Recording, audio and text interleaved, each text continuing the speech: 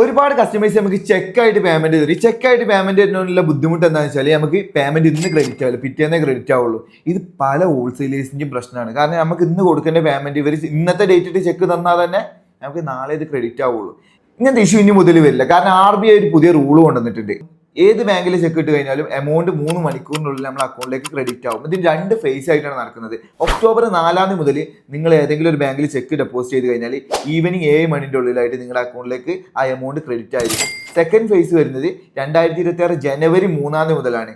ഇവിടെ നിങ്ങൾ check deposit ചെയ്ത് കഴിഞ്ഞാൽ എപ്പോഴാണ് നമ്മൾ ഡെപ്പോസിറ്റ് ചെയ്ത മുതൽ വിത്തിൻ 3 അവേഴ്സിൻ്റെ ഉള്ളിൽ നിങ്ങളുടെ അക്കൗണ്ടിലേക്ക് ക്രെഡിറ്റ് ആവും. അപ്പോൾ ആരെങ്കിലും ഇന്നത്തെ ഡേറ്റ് ഇട്ട് കൊടുക്കുക, നാളെ എമൗണ്ട് കയറുള്ളൂ, ഇനി നാളെ ബാങ്കിൽ ബാലൻസ് വെച്ചാൽ മതി എന്ന് ചിന്തിക്കുന്നവരുണ്ട് എന്നുണ്ടെങ്കിൽ ശ്രദ്ധിക്കുക, ചെക്ക് ബൗൺസ് ആവും. അപ്പോൾ എല്ലാവരും ചെക്ക് കൊടുക്കുന്ന സമയത്ത് തന്നെ ബാലൻസും കാര്യങ്ങളും അതിൽ കീപ്പ് ചെയ്യുക. ഇത് നിങ്ങൾക്ക് ചെക്ക് പേയ്മെൻറ്റ് മാത്രം തരുന്ന സുഹൃത്തുക്കൾക്ക് ഒന്ന് ഷെയർ ചെയ്ത് കൊടുക്കുക.